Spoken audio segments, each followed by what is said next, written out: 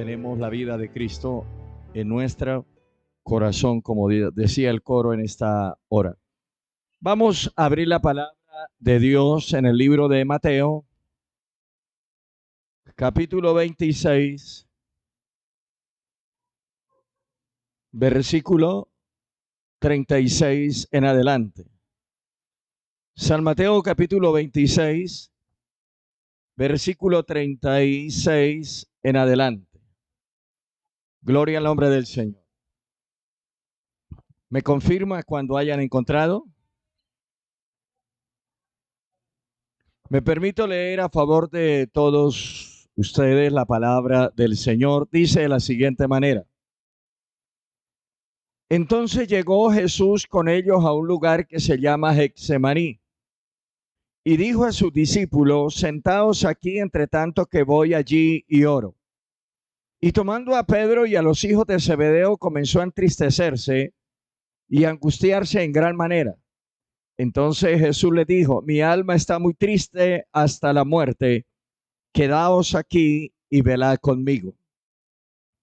Yendo un poco adelante, se postró sobre su rostro, orando y diciendo: Padre mío, si es posible, pase de mí esta copa, pero no sea como yo quiero, sino como tú. Vino luego a sus discípulos y los halló durmiendo y dijo a Pedro: así que no habéis podido velar conmigo una hora. Velad y orad para que no entréis en tentación. El espíritu, la verdad, está dispuesto, pero la carne es débil. Amén. Puede sentarse.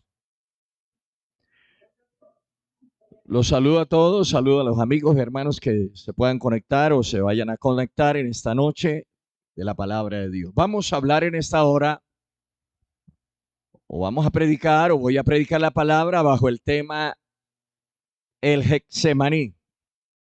Es importante que podamos comprender sobre los dos huertos que sobresalen en la palabra de Dios. La vida del ser humano comienza con un huerto, el huerto del Edén. Allí, el huerto del Edén, la palabra Edén significa placentero, placer, alegría, felicidad, abundancia. Todos los calificativos que usted le quiera colocar, aparte del que ya les dije, porque Edén era la gloria que Dios había creado para el hombre, de acuerdo a su condición espiritual y de acuerdo a su relación que tenía con Dios. Y la historia comienza con un huerto, pero ese huerto, aunque su nombre significa placentero, tenía la vida de Dios, pero terminó muerto el hombre, porque murió para Dios. El hombre fracasó en el huerto del Edén. El hombre, lamentablemente, trajo todas las consecuencias de su desobediencia, porque está bien que las hubiese recibido él, pero todas las consecuencias de su desobediencia, hermano, la acarreó toda la raza humana. Vino la muerte, vino el dolor, vino el trabajo forzado, vino el sudor en la frente con más fuerza y el dolor que producían los cardos y las espinas en la tierra. Vinieron los dolores aumentados en los partos de las mujeres. Así que el huerto que era placentero, que era placer, que producía alegría, terminó en muerte. Pero después de algunos años viene el segundo Adán en el huerto del Getsemaní. ¿Cuánto bendice la gloria de Dios? Y así como Edén significa placentero, Getsemaní, amado hermano, significa prensa. Óyeme bien, prensa. ¿Qué había en el Getsemaní? Estaba lleno de vides, de olivares. Había una gran cantidad de plantas que producían, amado hermano, el aceite de olivares.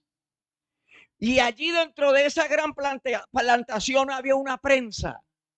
Y esa prensa era la que cogía los ramos de los olivares, de las olivas, y las estrujaba hasta hacerlas aceite, hasta triturarlas. Yo no sé si alguien está entendiendo hasta ahora lo que estoy diciendo. Entonces, el primer huerto que Dios colocó y le dio inicio a la vida humana era placer, pero terminó en muerte. El segundo huerto, donde el Señor frecuentaba para orar, para hablar, para tener una relación con su Padre, significa, gloria al nombre del Señor, le dije, prensa. Y era allí donde se prensaba el fruto producido en aquel lugar. Pues fue allí donde alguien murió. Nuestro Señor fue prensado. Nuestro Señor fue prensado a lo máximo, a tal punto que terminó en muerte para producir vida. ¿Cuántos alaban la gloria de Dios? Así que aquella prensa que había en el Getsemaní, el Señor no le rehuyó. El Señor estuvo en la prensa. El Señor estuvo en aquel lugar donde la prensa lo comprimió, donde la prensa lo estirpó, donde la prensa, amado hermano, como cogía la vid y la estirpaba para sacarle el fruto. Aquel segundo huerto de la Biblia comenzó con muerte, pero terminó en vida eterna.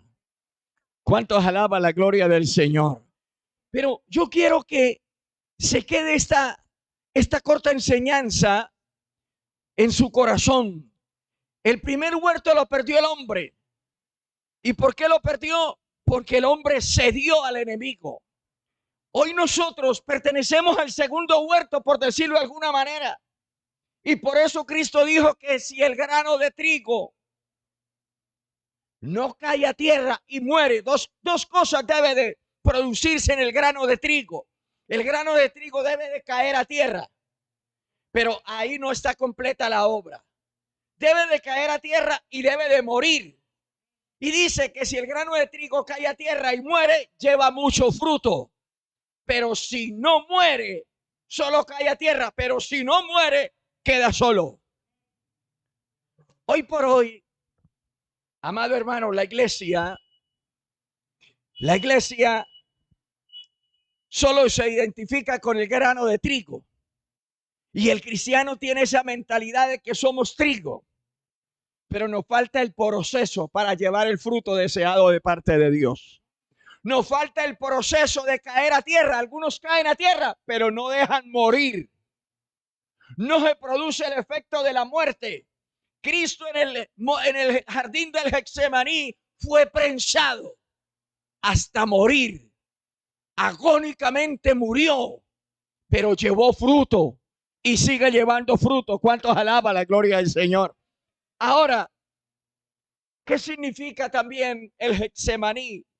Es un lugar de angustia. Óyeme, dice la Biblia en los evangelios que Jesús comenzó a entristecerse y a sentir gran angustia. Ahora, la angustia y el pavor abrumaron su alma. Nosotros, por más que amemos a Cristo, no podemos imaginarnos el peso que él sentía en ese momento por el pecado, no de una persona, no de un país, no de una ciudad, amado hermano, sino el pecado de todo el mundo, del mundo que había muerto antes de él realizar el sacrificio, del mundo de su época y del mundo futuro. Por más que nosotros amemos a Cristo, por más que le manifestemos nuestro amor a él, no nos podemos imaginar esa angustia y ese pavor que abrumaron su alma. Dice la Biblia en el libro del profeta Isaías 53:6, Jehová cargó sobre él la iniquidad de todos nosotros. A veces nosotros como padres nos cargamos por los problemas de un hijo. Y es normal, porque como padres llevamos las cargas de los hijos, aunque los hijos todavía no entiendan eso. Cuando sean papás, por experiencia quizás lo van a poder entender. Y uno de padre lleva la carga de un hijo y está uno orando, Señor, no sé dónde estará, solo tú sabes, Dios. Y empieza uno a orar y lleva esa carga. ¿A qué horas le llega una mala noticia? ¿A qué hora lo sorprenden a uno con una mala información? ¿A qué hora le llega a uno una llamada inesperada a la medianoche, a las 2 de la mañana? ¿Cómo sería la carga? Dice la Biblia ahí, Jehová cargó en él.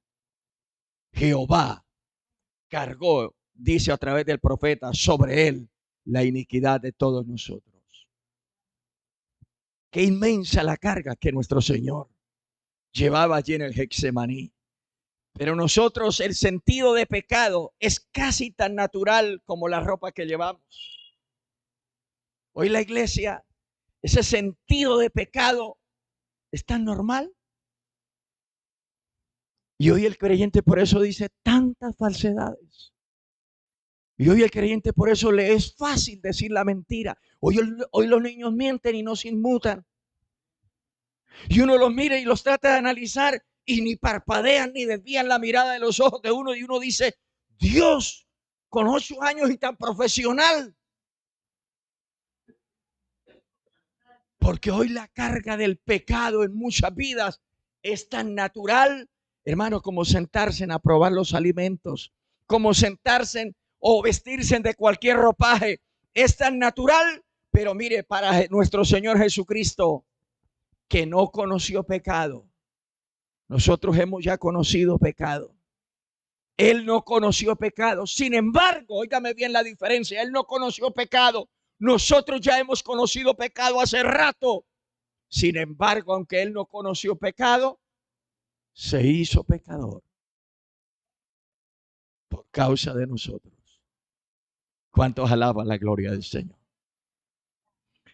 Si usted comete un pecado, ya lo conoció, ya sabe cómo salir de ahí, ya sabe cómo se siente, ya sabe cómo reacciona, ya sabe que no duerme a ratos, ya sabe que no come bien.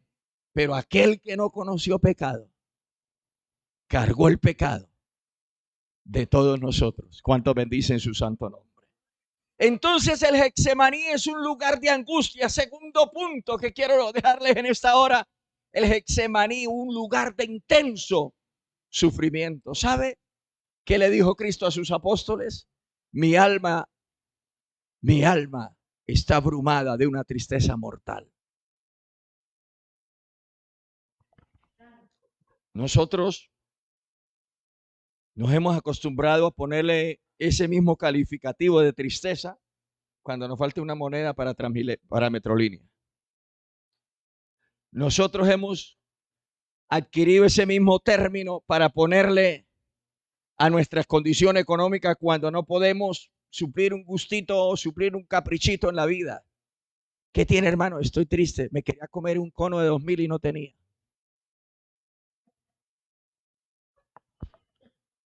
Pero ¿sabe una cosa? Jesucristo llamó a los apóstoles. Cuando yo analizo este pasaje o yo leo este pasaje, a mí me inunda una profunda nostalgia. El creador del universo, el Dios de los cielos, hecho hombre, llamando a la criatura, cargada de debilidad, cargada de fracasos, por quien iba a morir el maestro, por ellos, le dice, quédense conmigo, porque mi alma está triste. Que le diga a su cuñada eso, que le diga a su esposo eso, a usted, que le diga a su esposa, no vaya hoy a trabajar porque estoy triste, vaya y venga, somos del mismo material. Vaya y venga, somos de la misma materia prima, somos del mismo molde, pero que lo diga nuestro Señor Jesús. Y se lo diga a unos mortales por quienes Él estaba sintiendo tristeza, por quien Él estaba llevando los pecados de Él, por quien Él estaba pasando por esa prensa de apreturamiento, de estrujamiento en el monte de Getsemaní, decirles, quédense conmigo. Es que nuestra cabeza queda sin capacidad de extendernos. Al menos mi cabeza no puede extender las dimensiones, las medidas para poder comprender el dolor que en ese momento, el sufrimiento que en ese momento nuestro Señor estaba experimentando en aquel lugar. ¿Sabe por qué? Porque el Señor estaba entrando en la relación de sustituto. En ese momento que Él expresa esas palabras a los apóstoles y las leemos en los evangelios, Él estaba entrando en relación de sustituto. Él estaba sustituyéndote a ti. Él me estaba sustituyendo a mí. Él estaba ocupando su lugar y él estaba ocupando mi lugar. Él estaba diciendo: Fernando, quítate de aquí, que yo voy a dar mi vida por ti. Él estaba diciendo: María, quítate de aquí, que yo voy a dar mi vida por ti. Pedro, retírate de aquí, que yo voy a ponerme en tu lugar. Él estaba en relación de sustituto. Y cuando uno, amado hermano, trata de ponerse como sustituto de alguien, hermano, es porque uno siente la necesidad, la carga, el pecado de la persona de la que quiere sustituir. ¿Cuántos alaban la gloria del Señor? El Getsemaní es un lugar de intenso sufrimiento. Esta tristeza no fue el resultado del temor a la muerte, ni del remordimiento, sino de su puro amor y simpatía con el ser humano. Ahora entendemos por qué los primitivos, la iglesia primitiva, no rehuía el morir por causa de Cristo.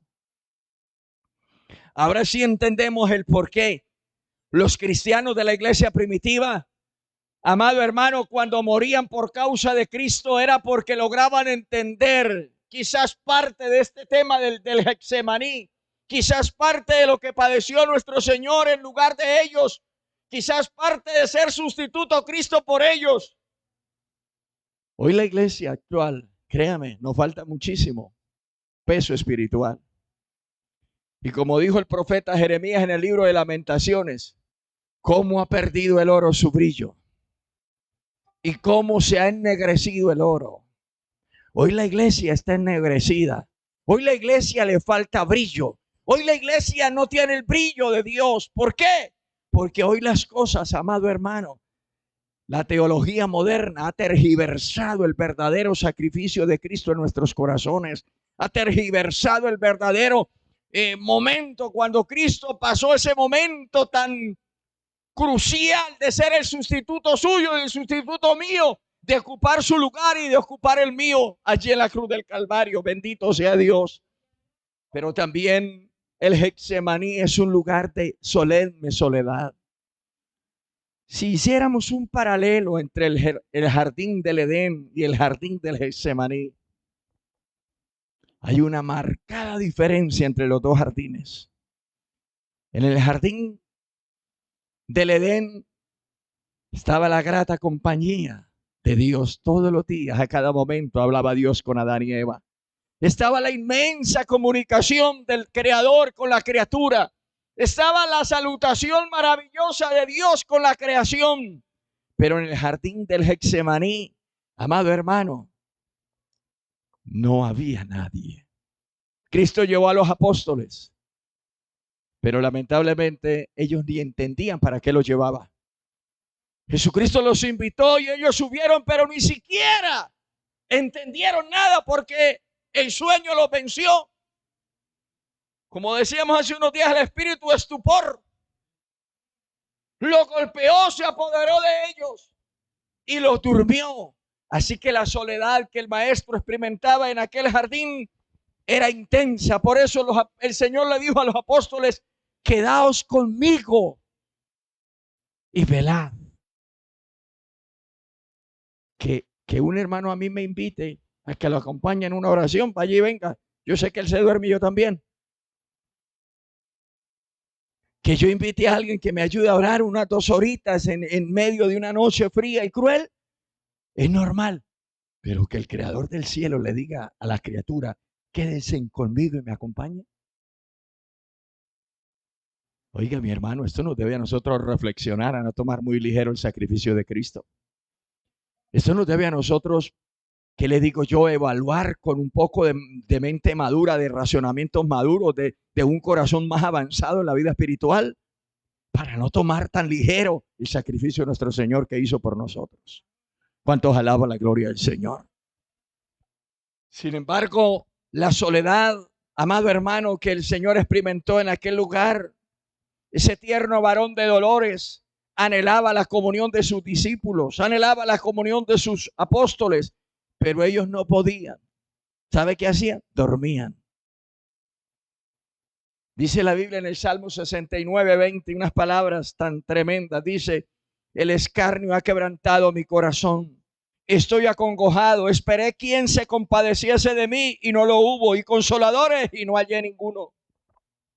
Estas palabras son mesiánicas. Se refieren a Cristo.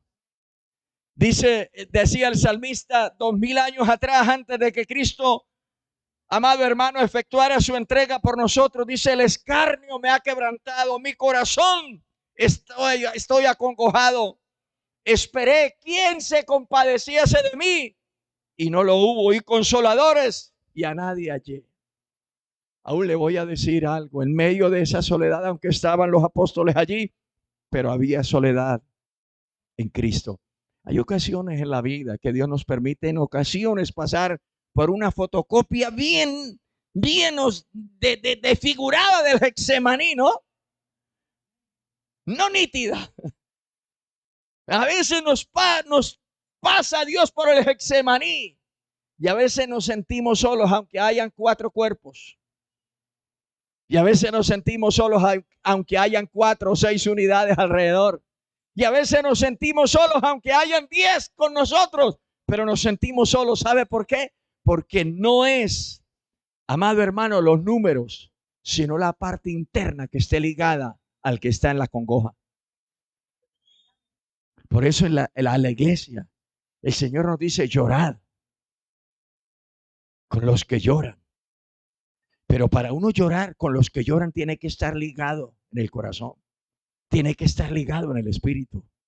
Porque a veces uno ríe con los que están llorando, por los que están llorando, y uno llora por los que están riendo, y ese no es el texto bíblico. El texto bíblico es: llorad con los que lloran y gozaos con los que se gozan. ¿Cuántos alaban la gloria del Señor? Pero aquí vemos el maestro en el Getsemaní, donde también, amado hermano, nos revela que era un lugar de resignación total. Ahora, yo estaba buscando esta palabra resignación y la palabra aceptación. Y pareciera que fueran los mismos significados, escúcheme, de la palabra resignación a la palabra aceptación. Y he encontrado que la palabra resignación significa que invita a la persona a no hacer nada, a ver que pase la vida como venga.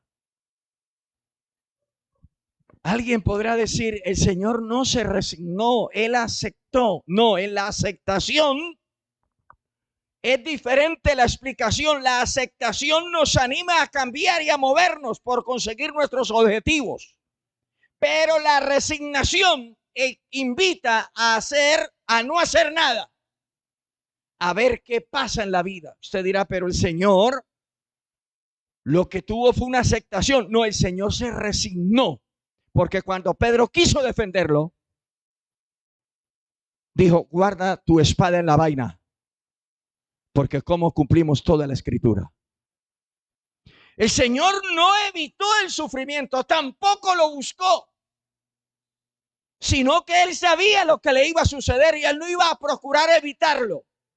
Así que Él en el Getsemaní tuvo una resignación total. En la vida, Dios nos da a nosotros el privilegio a veces de tener una aceptación. Yo acepto que tengo un problema en mi cuerpo, pero busco la forma de cómo quitármelo. Busco la forma de cómo evadirlo. Yo acepto que está lloviendo, pero me llevo una sombrilla. Yo acepto que está lloviendo, pero me voy por debajo de los alares de las casas. Yo acepto que hay piedra en el camino, pero yo las evito. Pero ¿sabe una cosa? El Getsemaní fue un lugar de resignación total. ¿Cuántas veces nosotros, como cristianos, óigame, mi amada iglesia, le decimos al Señor: Señor, hágase tu voluntad en mi vida? Y eso es lo que Dios quiere, que hagamos la voluntad de Él en nosotros. Pero cuando Dios empieza a movernos en su voluntad, es como si le entregáramos el timón de nuestra vida a Dios. Se lo entregamos, pero cuando Él empieza a mover el timón para donde no queremos ir, nosotros se lo quitamos otra vez. Porque cada uno de nosotros, en su gran mayoría, no nos resignamos a la voluntad de Dios. Nosotros aceptamos que tenemos pruebas, pero buscamos ayudita.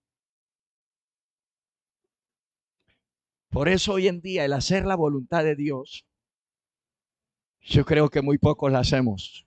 La voluntad perfecta y agradable de Dios, muy pocos la cumplimos, incluyéndome yo. Muy poco. Cuando San Pablo le pidió a Dios que le quitara ese aguijón que lo atormentaba, que le quitara esa situación, ese mensajero de Satanás que lo abofeteaba, el Señor le contestó: bástate mi gracia. Sencillamente le contestó esas frases que las sabemos nosotros de memoria. Y Dios le dijo: bástate mi gracia. Entonces, Pablo se resignó y no volvió a reprender ese mensajero de Satanás. No volvió a pedirle a Dios que lo sanara. ¿Cuántas veces nosotros testificamos? Llevo 40 años pidiéndolo y no desmayo. Resígnese. ¿Quieres hacer la voluntad de Dios? Resígnese. Tenga una resignación total y espere a ver qué le depara la vida, porque en la voluntad de Dios nada viene para destruirnos, nada viene con propósitos malos, nada viene con propósito de dañarnos. Todo lo que viene en la vida de parte de Dios viene con propósitos de fortalecernos, de ayudarnos y sacarnos adelante. El asunto es que hoy nos ha dañado tanta teología, hermano. Tanta teología. Hoy cualquiera saca una teología porque se basa en ciertos estudios, en ciertos conocimientos, y entonces aplica el suyo y hace una mezcla. Y al hacer esa mezcla la predica con un poquito de verdad por aquí, con otro poquito de verdad por allá, y entonces le añadimos nuestra experiencia, y nuestra experiencia no es doctrina. Nuestras experiencias no son enseñanzas bíblicas, nuestras experiencias son resultados de una relación con Dios, que la experiencia mía es diferente a la suya y la experiencia suya es diferente a la demás, y así cada uno tenemos experiencias diferentes. ¿Cuántos alaban la gloria del Señor? Entonces, ¿sabe una cosa? Nadie puede saber qué inmensas consecuencias pueden depender de que le digamos a Dios: no mi voluntad, sino la tuya. Nadie puede presagiar cuando le decimos a Dios: Señor, que no sea mi voluntad, sino la tuya. Pero ¿qué dijo nuestro Señor Jesucristo? Si es posible, pase de mí esta copa, pero no se haga mi voluntad, sino la tuya. ¿Cuántos alaban la gloria del Señor? Por eso, muchas veces los apóstoles quisieron intervenir y el Señor le dijo: ¿acaso yo no puedo pedir una legión? 12 legiones de ángeles a mi Padre para que me defienda. En otras palabras, yo puedo aceptar esta situación y más adelante demostrarle que tengo 72,000 ángeles que están dispuestos a defenderme. Pero dijo el Señor: ¿pero cómo cumpliremos? Amada iglesia, yo no le estoy diciendo que busquemos el sufrimiento. Yo no le estoy diciendo que busquemos cómo lastimarnos. Pero si Dios no te ha sacado de esa prueba, si Dios no te ha dado respuesta, siga por ese mismo camino. Resígnese a la voluntad de Dios. Es duro y quizás sea criticado por algunos y cuestionen esta palabra, pero Cristo se resignó totalmente a la voluntad de su Padre. ¿Cuántos alaban la gloria del Señor? ¿Cuántos bendicen la gloria de Dios? Entonces el Getsemaní, aparte de que es un lugar de resignación total, también, escúcheme, es un lugar de socorro especial. ¿Cuántos alaban la gloria de Dios? Dice el profeta, el evangelista Lucas, capítulo 22, versículo 43.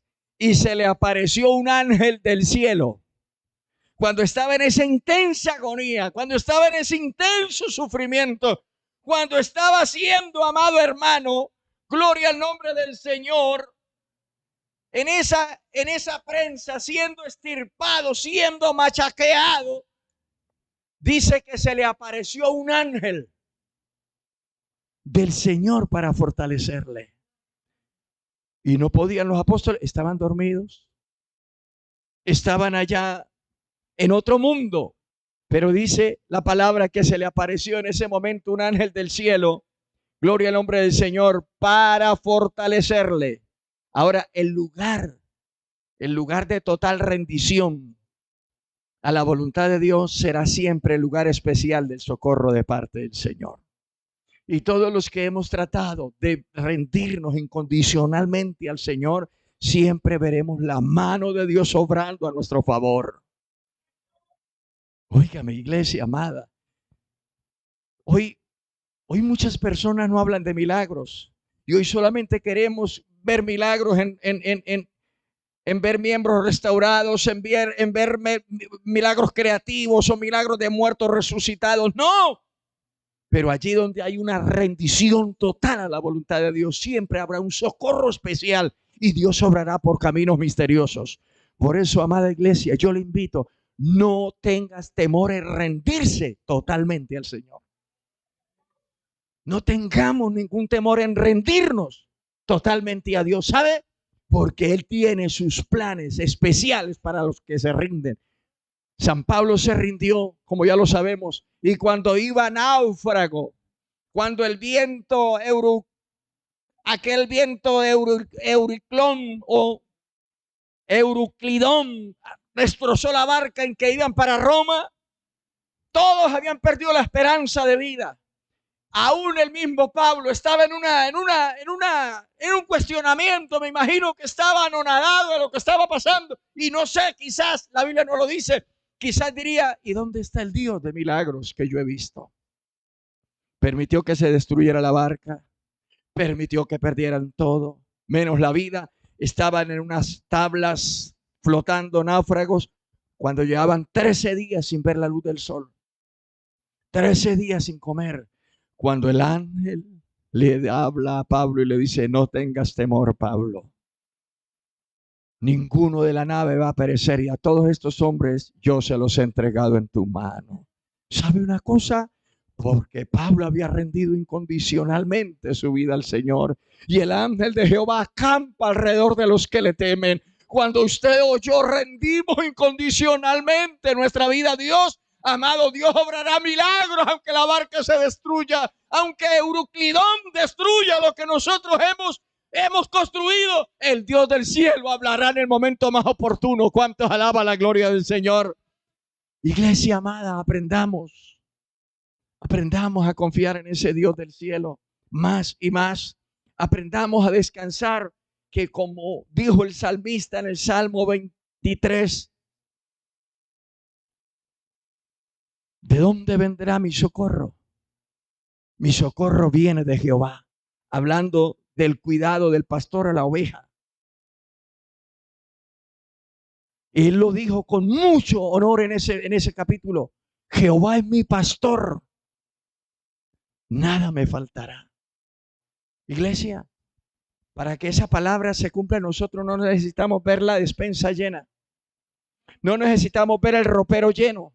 No necesitamos ver el zapatero lleno. Sencillamente lo que necesitamos es creer que si Jehová es nuestro pastor, nada te va a faltar, ni me va a faltar. No dice que nos sobrará.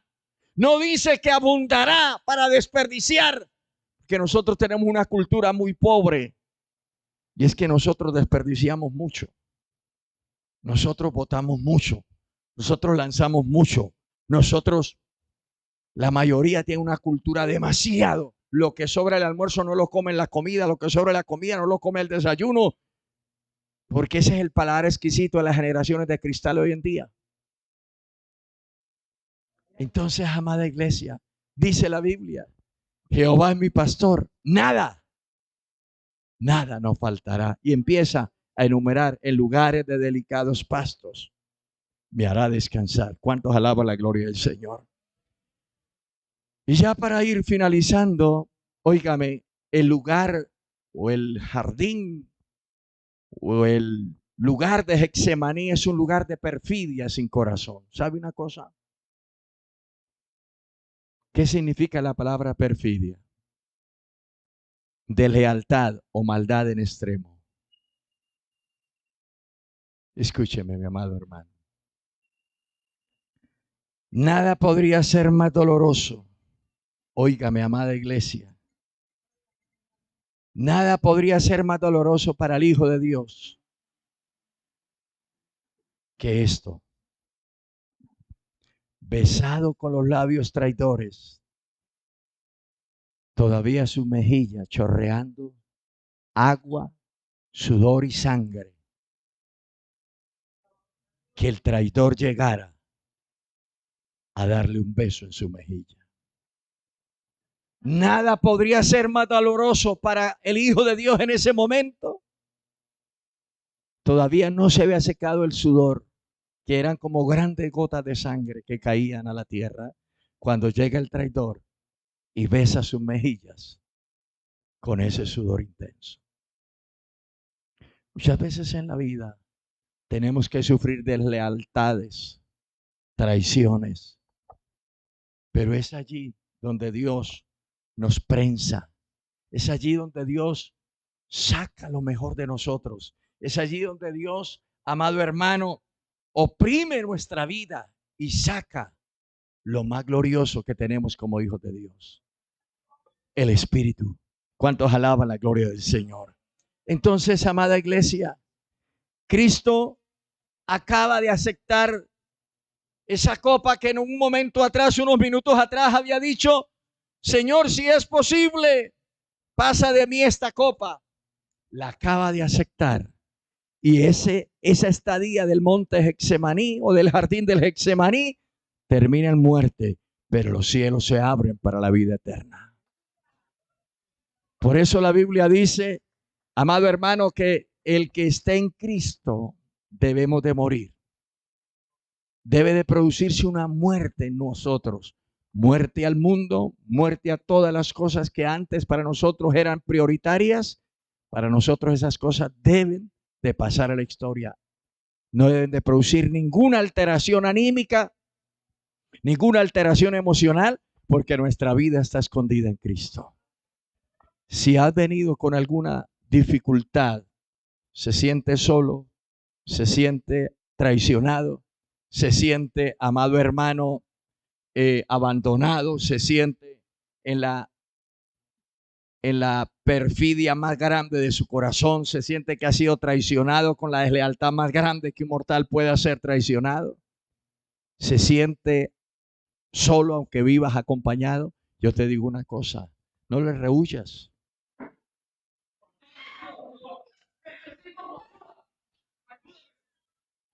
No le rehuyas al dolor. No le rehuyas al dolor. En el nombre de Jesucristo. Amén. En el nombre de